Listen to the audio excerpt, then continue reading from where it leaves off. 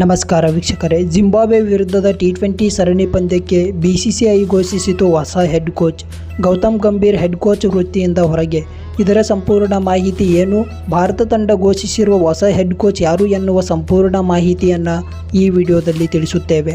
ಅದಕ್ಕೂ ಮುನ್ನ ನೀವೇನಾದರೂ ಟೀಮ್ ಇಂಡಿಯಾದ ಅಭಿಮಾನಿಗಳಾಗಿ ಈ ಒಂದು ವಿಡಿಯೋವನ್ನು ನೋಡುತ್ತಿದ್ದರೆ ಒಂದೇ ಒಂದು ಲೈಕ್ ಮಾಡಿ ಮತ್ತು ಸಬ್ಸ್ಕ್ರೈಬ್ ಮಾಡಿಕೊಳ್ಳುವುದರ ಜೊತೆಗೆ ನಮ್ಮ ಚಾನಲನ್ನು ಸಪೋರ್ಟ್ ಮಾಡಿ.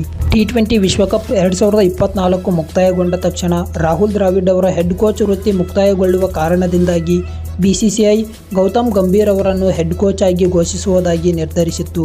ಆದರೆ ಇದೀಗ ಜಿಂಬಾಬ್ವೆ ವಿರುದ್ಧದ ಟಿ20 ಸರಣಿ ಪಂದ್ಯಕ್ಕೆ ವಿವಿಎಸ್ ಲಕ್ಷ್ಮಣ್ ಅವರನ್ನು ಹೆಡ್ ಕೋಚ್ ಆಗಿ ನೇಮಕ ಮಾಡಲಾಗಿದೆ ಮತ್ತು ಈಗಾಗಲೇ ವಿವಿಎಸ್ ಲಕ್ಷ್ಮಣ್ ಅವರು 15 ಜನ ಆಟಗಾರರೊಂದಿಗೆ ಜಿಂಬಾಬ್ವೆ ವಿರುದ್ಧದ ಪಂದ್ಯಕ್ಕೆ ಪ್ರವಾಸವನ್ನು ಕೈಗೊಂಡಿದ್ದಾರೆ. ಈ ಬಗ್ಗೆ ಮಾತನಾಡಿದ ಜೈಶಾ ಅವರು, ಟಿ20 ವಿಶ್ವಕಪ್ 2024 ಮುಕ್ತಾಯಗೊಂಡ ತಕ್ಷಣ ಗೌತಮ್ ಗಂಭೀರ್ ಅವರು ಭಾರತ ತಂಡಕ್ಕೆ ಹೆಡ್ ಕೋಚ್ ಆಗಬೇಕಾಗಿತ್ತು.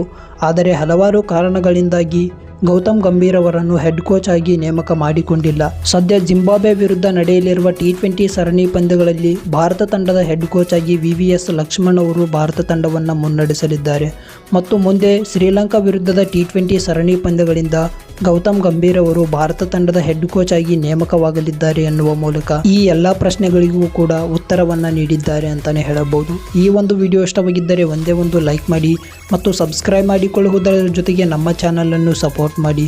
ಭಾರತ ಮತ್ತು ಜಿಂಬಾಬ್ವೆ ತಂಡಗಳ ನಡುವಿನ ಟಿ20 ಸರಣಿ ಪಂದ್ಯಗಳಲ್ಲಿ ಯಾವ ತಂಡ ವಿಜಯಶಾಲಿಯಾಗಬಹುದು ಎನ್ನುವ ನಿಮ್ಮ ಅನಿಸಿಕೆ ಅಭಿಪ್ರಾಯಗಳನ್ನು ಕಮೆಂಟ್ ಮೂಲಕ ತಿಳಿಸಿ. ಸಿಗೋಣ ಮುಂದಿನ ವಿಡಿಯೋದಲ್ಲಿ. ಎಲ್ಲರಿಗೂ ನಮಸ್ಕಾರ.